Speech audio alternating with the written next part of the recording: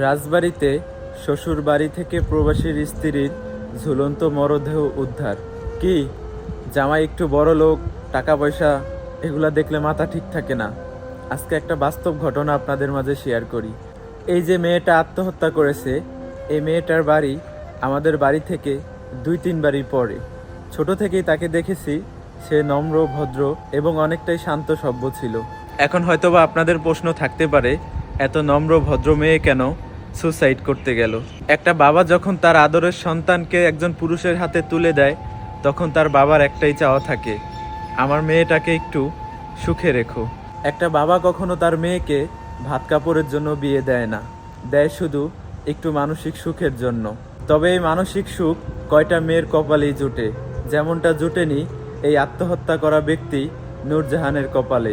তার জন্মটা ছিল একজন গরিব অসহায় বাবার ঘরে, আর এই গরিব অসহায় বাবার ঘরে জন্ম নেওয়াই যেন তার জন্য বড় একটা অপরাধ ছিল। ছোট্ট থেকে দেখেছি তাকে অনেক কষ্ট করতে, আর বাবা থাকতেও না থাকার মতো ছিল। তার বাবার ঘাড়ে লাখ লাখ টাকার দেনার বোঝা থাকার কারণে ঠিকমতো 3 বেলা ভাতও খাইতে পারেনি। আর অন্যদিকে মেয়েটা দিন দিন বড় হয়ে যাচ্ছে, তাকে বিয়ে দিতে হবে। হুট করেই তার বাবার কাছে একটা বিয়ের সম্বন্ধ আসে। ছেলেটা থাকতো বাহিরে, অনেক টাকা পয়সাও ছিল, কিন্তু ছিল না শুধু মানবতা। মেয়েটা দেখতে অনেকটাই সুন্দর ছিল, তাই তাকে দেখতে এসে বরপক্ষর পছন্দ হয়ে যায়। এক পর্যায়ে তাদের ফ্যামিলিগতভাবে বিয়ে হয়। বিয়ে হওয়ার 1 বছর পরেই এই মেয়েটার একটা কন্যা সন্তান হয়। তার হাজবেন্ড চলে যায় বাহিরে। তার কিছুদিন পর থেকেই এদের দুজনের মধ্যে অন্যরকম একটা ঝামেলা সৃষ্টি হয়, যেটা থেকে তাদের সংসারে প্রতিনিয়ত ঝগড়া ঝামেলা লেগেই থাকতো।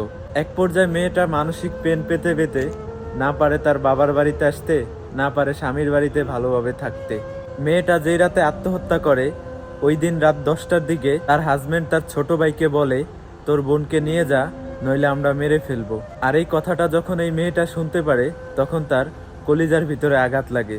আর সেই আঘাত থেকে মেয়েটা সিদ্ধান্ত নেয় আজকে রাতে সে আত্মহত্যা করবে। ছোট্ট একটা বাচ্চা রেখে মেয়েটা ফ্যানের সাথে ঝুলে যায়। আর আজকে তার মৃত্যুর 5 দিন হয়ে গেল। তবে সবথেকে দুঃখজনক বিষয় এটাই যে মেয়েটা কি আত্মহত্যা করেছে নাকি তাকে মেরে ফেলছে, এখন অবধি তদন্ত করে সুস্থ বিচার পায়নি মেয়েটার বাবা। শুধুমাত্র বাবার টাকা না থাকার কারণে একজন বাবা হারাইলো তার মেয়েকে, আর একজন মেয়ে হারাইলো তার মাকে।